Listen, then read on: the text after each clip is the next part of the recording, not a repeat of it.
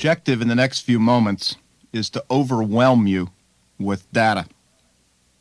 It's not the strategy that I normally follow, but this is the one place where I want to break that rule. Quite simply, the most sophisticated corporate performance databases in America, as well as a bucketful of anecdotal evidence from every industry imaginable, all boil down to one simple fact, and that is, if we make things that work, if we provide a constant updating of our product portfolio, if we provide exceptional service, the customer will pay. There is no magic whatsoever.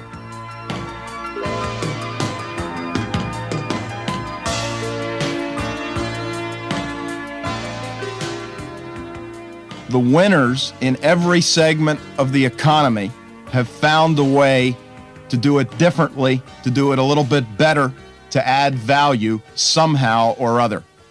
Earlier I spoke of the company Curtis Mathis, the people who sell the televisions and the VCRs, often for a 25% price premium. There's a slogan around Curtis Mathis that I like a lot. It says, "Find a little different way to do the ordinary." My own translation of that is, there's no such thing, or there need be no such thing, as a commodity. Over the last 24 months, I have looked in every nook and cranny of the economy, especially the beaten and battered nooks, and what I find is that the winners, regardless of the toughness and competitiveness and volatility of the market, can charge more because, quite simply, they provide more to their customers. I spoke earlier about Sewell Village Cadillac in that amazingly tough higher end of the car market where Porsche, Mercedes, and now even the Japanese are chiming in. Sewell Village, with better service, better treatment of customers, is able to charge a $1,500 premium on that Cadillac. I talked of Curtis Mathis, the people in the television and the VCR business, who have the audacity to advertise more expensive but worth it, charge 25% above market for their product, and grow like the Dickens. On the East Coast, there's an $800 million fresh chicken company, Purdue Farms.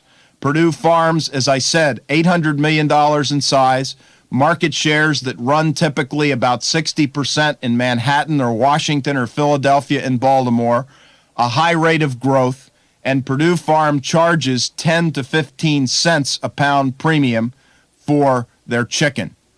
There couldn't be, perhaps along with steel, a more battered industry in America than the machine tool industry. And yet in part of that industry, in one segment of it, you find Ingersoll Engineers, a modest-sized machine tool company that provides exceptional quality and is able to charge a 30% price premium along the way. In Beaver Dam, Wisconsin, there's a foundry, a casting maker called Kirsch. The $12 million company is able to charge, through better quality and better service, fully 20% above the normal market price. A plumbing supplier in the Southwest has 50 different sales branches, peddling plumbing supplies, plain old pipe and bends. He provides better service to his plumbing contractors, his customers, and charges 5% more in the wholesale plumbing business. At one of our recent seminars, we had 5 people from British Columbia in the forest products market. To my total astonishment, one of the people has about a 70% market share in not the exotic plywood business, but in the 2x4 business. And, along with the 70% share, charges a 10% price premium. The reason? Delivery schedules that are met a few days ahead of the industry standard. Inviting the customers into the sawmills, incredible cleanliness in the sawmills, stenciling the boards a little bit better, and in a million small ways, making the product just a little bit different.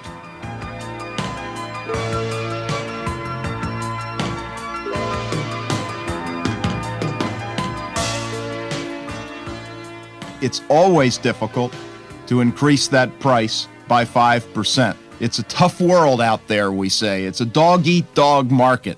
And so we try to figure out how to get a little more efficient, save an extra penny, cut down on paper clips by 1 or 2. It's not very pleasant to go to the department stores these days because there are very few clerks around to help you. The service stinks. It's not very pleasant to go car buying these days because the service stinks. And besides that, after you buy the cars, the odds are pretty high that a door handle is going to fall off or that the molding won't be right around one of the doors. In the world of steel, the product is so bad that, in fact, when some employees of Bethlehem Steel went to visit a customer operation, which was quite a breakthrough in and of itself, they wept when they saw what the product was like as it was being used by the customer. Any product can be differentiated, can be made better, whether it's the product of the mom-and-pop corner store, the product of a bank, the product of even a farm. It can always be made better. And I want to provide as much evidence and as much support for that point as I possibly can. Let me begin by talking about something called the PIMS analysis. There's a group in Cambridge, Massachusetts called the Strategic Planning Institute. They manage what is doubtless the most extensive database on businesses and the way they perform in the Western world. That database is called PIMS. It's a rather awkward acronym that stands for Profit Impact of Market Strategy. For the last 20 years, the PIMS people have been correlating every factor they can think of, literally thousands, with long-term financial success of enterprises of all sorts, from ice cream companies to banks to airline services to steel and textiles. They have come to a conclusion that can be stated very simply.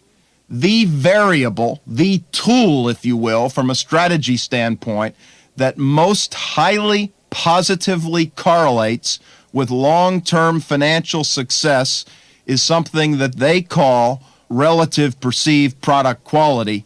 That is, the degree to which the customer, in the customer's terms, perceives your product or service to be different and better than that of your competitors. Several years ago, the PIMS people were amongst those who talked constantly about market share. Today, over the last 5 years, in fact, the PIMS people have changed their tune. Market share is not what is most highly correlated with financial success, but a deeper and more fundamental factor. That relative perceived product quality is the clear-cut winner by a country mile. Their principal conclusion, arrived at recently, is stated quite simply. We find that changes in relative perceived quality have a far more potent effect on market share than do changes in price. And boy, let me tell you, relative to what I've grown up on in the last 15 years, that's a real mouthful, because the conventional wisdom has simply been cut the price, increase market share, and that allows you to achieve some economics of scale by which you can lock in your market forever. The PIMS people are saying, no way, no how is that the case. The real answer is better relative quality. I could go on for a long time talking about this PIMS database, and in fact, I would strongly urge any of you to think very seriously about talking to the Strategic Planning Institute people in Cambridge, because what they provide is a very convincing set of statistics and a very nice way for measuring your relative perceived quality compared to your principal competitors in any marketplace. The data, quite simply, is overwhelming.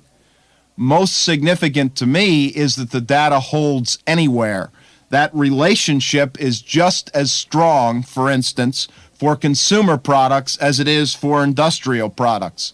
It's just as strong, amazingly enough, in declining markets as in growing markets.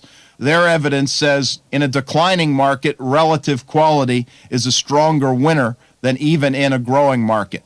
Whether inflation is rapid or slow makes no difference. Relative perceived product quality wins. And from an international standpoint, the relationship between relative perceived product quality and return on investment is just as strong and just as positive for Europe, for instance, as it is for North America. That's the most palpable evidence that I can present, the strongest database.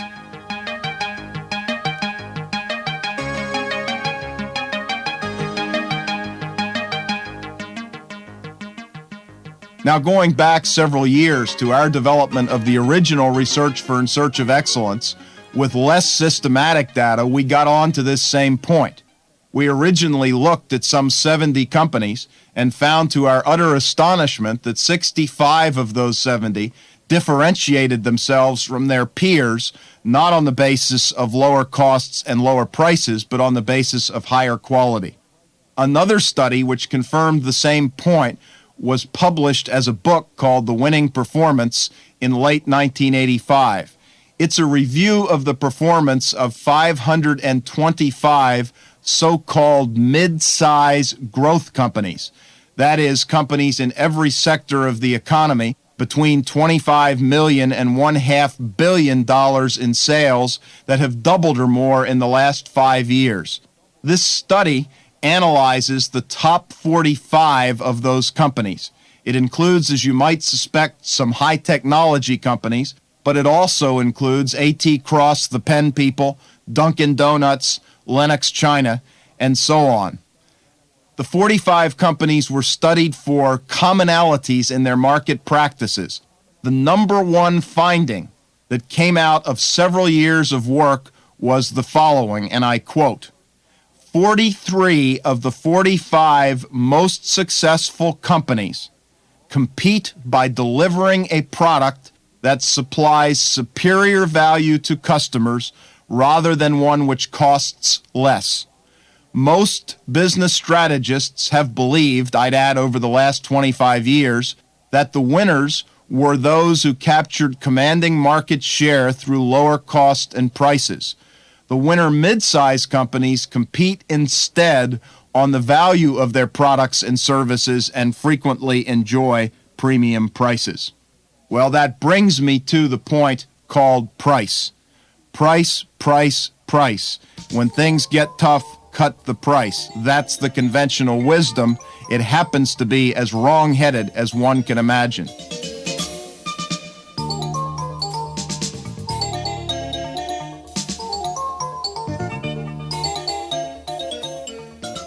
It was said a few years ago when General Electric invested $500 million in their Louisville appliance facility that would be the end of the story for Maytag. Poor Maytag, the washing machine people.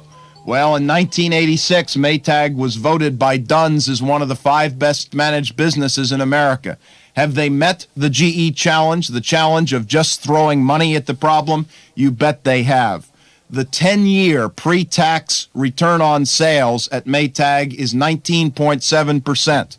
The 10-year 1975 through 1985 return on equity is 24.5% for Maytag.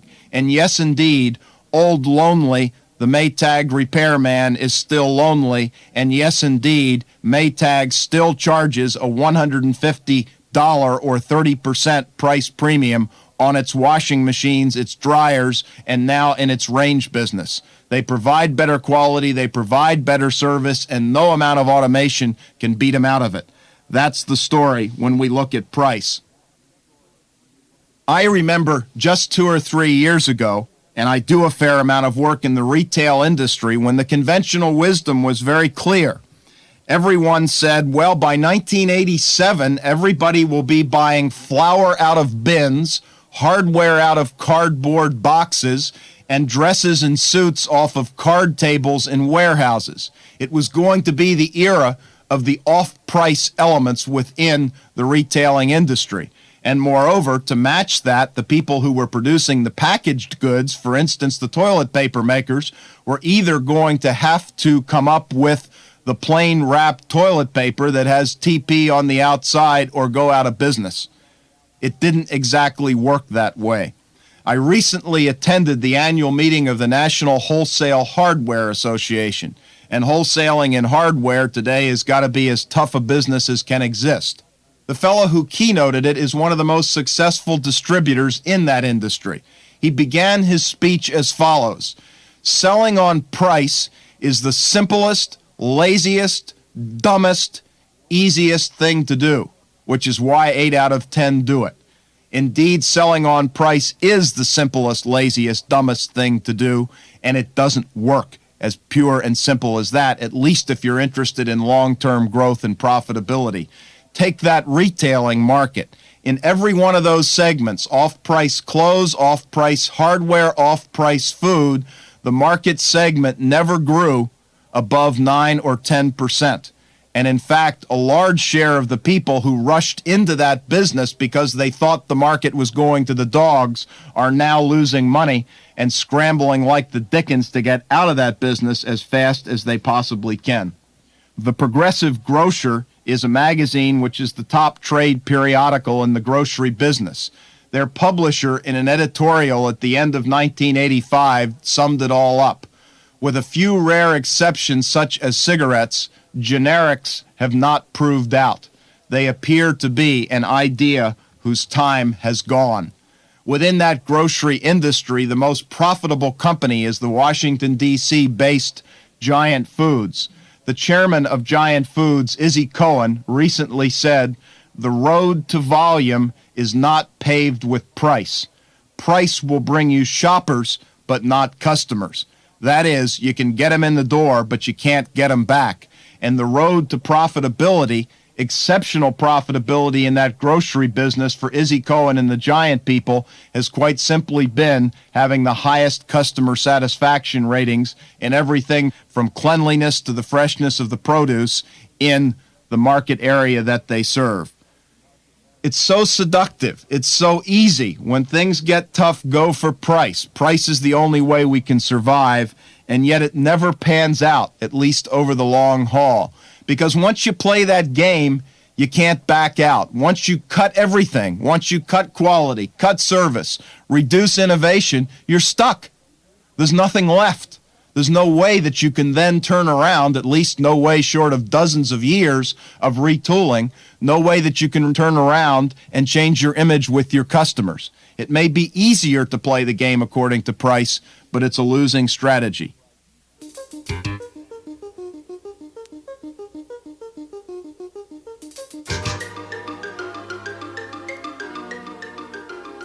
There is a shining star above all other shining stars in the retail business today, I would argue. It's the $3 billion Columbus, Ohio-based Limited Stores, the specialty women's wear operation that has now some 3,000 stores in its portfolio and has over the last dozen years fully a 40% return to shareholders' equity. The retail business, particularly as American affluence grows and more people want faster changes in fashions, the Limited magic is quite simply they move at a speed and a pace totally unheard of within the retailing world. For instance, take the flagship operation, the Limited stores per se within the Limited Inc. portfolio. Once a week, 52 times a year, the Limited completely re-merchandises its 600 outlets. Every Tuesday night in Columbus, Ohio, the president of the Limited, the senior buyers from the Limited go trooping down to the local Limited store in Columbus. Until about 11 o'clock or midnight at night, they change the merchandise, they refer to their statistics to see what's moving and what's not, and finally they rebuild the local Limited store. At about midnight, they take pictures of that newly remerchandised operation and send them out to their 650 store managers by dawn the next day. 24 hours later, every store in the Limited operation has changed its shape, changed its style, changed its look for the coming week, consistent with the changes that customers are demanding from the Limited people. 52 times a year, the Limited innovates for all practical purposes to the tune of close to 100%. That's about 15 times faster than most of their competitors. In the textile industry, there's an incredible winner, a $2 billion company based in Spartanburg, South Carolina called Milliken & Company.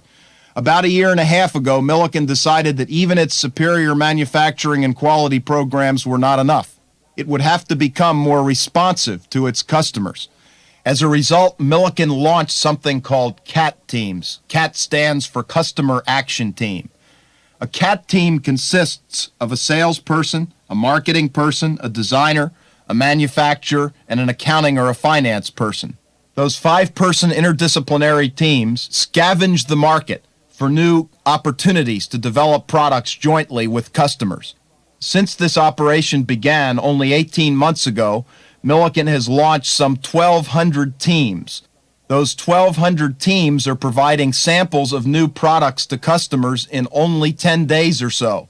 That 10 days or so contrasts with about 7 or 8 weeks required to do the same thing before the CAT teams were launched. Patient differentiation, finding a little different way to do the ordinary, agreeing that there's no such thing or need be no such thing as a commodity, is really the answer. Well, let's continue to look at this evidence for the higher value added products. One of the things that goes along with the higher value added products is the notion that we're going to have to innovate much, much faster. One of the great American success stories of the last 3 years has been the People Express airline. People has grown at a rate faster than any other for a company of that size. In general, in the airline industry, when a company decides to open up a new station, as they call it, it takes about 18 months from the time of the gleam in the eye to the fully staffed and operational facility. People, by comparison, requires about 10 days to do exactly the same thing. The stories throughout of the winners are people who, in fact, are cutting the product life cycle introduction not by 10%, 20%, or 30%, but by 90 or 95%. The Limited does it now 15 times faster than competitors. Milliken is doing it a dozen times faster than they used to. People Express does it 30 times faster than their competitors do it. That's exactly what's required. What goes hand in glove with this shortening of product development cycles is, in fact, the necessity to reduce the scale of our operations. It's not possible to be responsive and quality-oriented in the giant scale facilities. Scale and mass production have been the American watchwords for at least 150 years. In steel, the tonnage mentality, as they call it, has been the problem. Selling tons, not making money per ton, has been the desired objective over the last many, many decades. Even in the computer chip business, the capacity mentality, as they call it, has reigned. Build as much capacity as you can. Take advantage of the burgeoning market. Well, they built the capacity, but they didn't pay attention to the people variables, the innovation variables, or the service variables, and as a result, we've lost our shirt through a lousy record of innovation, service, and quality. The winning formula for the few American chip companies that are winning is the so-called custom, semi-custom, or applications-oriented areas. And the watchwords are smaller, more responsive facilities. In textiles, a lot of money was invested in retooling the textile factories over the last 20 years. Sadly, it was desperately misplaced. It was aimed at scale and developing longer production runs rather than aimed at the ability to move fast. Similarly, in retailing, the giant chains, giant facilities, hyperstores, superstores have been the watchwords, and the winners we find are people like the Limited who do it in many increments of 1,500, 3,000, or 4,000 square feet. Scale, in my opinion, is the most highly overrated variable in American industry. It just doesn't work to have large, giant scale outfits and innovate fast, develop quality, develop service, and really depend on your people. There's no such thing as a committed, turned-on person in a multi-thousand person single facility operation.